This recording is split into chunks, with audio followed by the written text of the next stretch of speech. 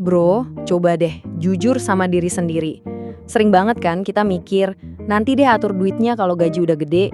Kita nunggu kaya dulu, baru mau belajar mikir kayak orang kaya. Nah, ini dia nih jebakan paling klasiknya. Kita nungguin sebuah momen ideal yang jujur aja mungkin gak bakal pernah datang. Padahal cara mainnya itu justru sebaliknya loh. Jadi ini poin utamanya. Bukan duit yang ngubah cara pikir lo, tapi cara pikir lo lah yang bakal narik duit. Simpelnya, kamu harus punya mindsetnya duluan, baru hasilnya ngikutin. Anggap aja pola pikir itu fondasinya. Oke, kita bahas lebih dalam ya soal jebakan pola pikir ini. Semuanya itu berakar dari perasaan kalau kita butuh modal gede buat mulai. Padahal titik startnya itu sama sekali bukan soal uang. Dan ini tolong dicatat baik-baik. Kekayaan itu dibangun bukan dari sekali dapat gaji gede, tapi dari tumpukan kebiasaan-kebiasaan kecil yang benar yang dilakuin terus-terusan setiap hari. Itu yang bikin beda. Ini kayak tamparan keras buat kita semua sih. Kalau kamu terus-terusan bilang, nanti kalau tunggu sampai, yaudah, kamu gak bakal pernah mulai. Gak ada tuh yang namanya momen ideal. Momen paling pas buat mulai itu ya sekarang. Pakai apa yang kamu punya sekarang. Oke, setelah mindsetnya kita benerin, sekarang waktunya kita ngomongin aksi. Soalnya ya pikiran doang tanpa tindakan itu omong kosong. Yuk kita lihat langkah-langkah praktis apa aja yang bisa langsung kamu lakuin. Ini mungkin pertanyaan yang ada di kepala kamu sekarang kan? Bro, gaji gue UMR, emang bisa ngapain? Jawabannya, bisa banget. Kamu cuma perlu tahu cara ngebaginya.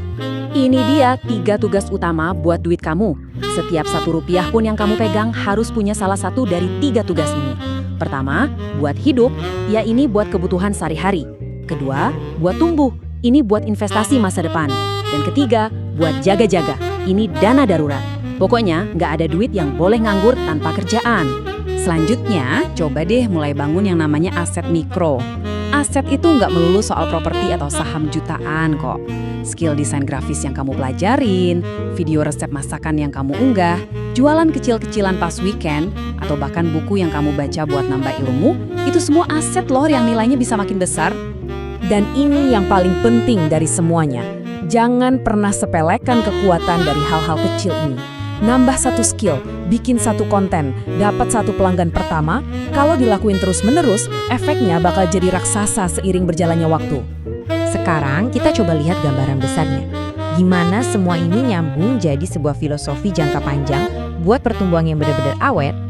Nah, ini pemahaman yang penting banget. Kebanyakan orang itu obsesinya sama kecepatan, pengen cepat kaya. Tapi orang yang mindsetnya udah kaya, mereka lebih fokus ke arah. Mereka mastiin setiap langkah, sekecil apapun itu, ngebawa mereka ke tujuan yang benar. Ingat ya, proses ini tuh kayak naik tangga, 1 persatu, bukan kayak lompat langsung ke puncak gedung. Setiap anak tangga yang kamu naiki itu kemajuan. Jadi, nikmatin aja prosesnya, jangan kecil hati kalau hasilnya nggak instan. Pertumbuhan yang asli itu ya bertahap. Jadi, ini dia gagasan penutupnya. Nggak penting kamu mulai dari mana. Nggak peduli seberapa kecil gajimu sekarang. Yang paling penting adalah kemana arah langkahmu selanjutnya. Jadi jangan nunggu semuanya sempurna. Mulai aja hari ini. Dari posisimu sekarang, dengan apapun yang kamu punya, itulah cara berpikir kaya yang sesungguhnya.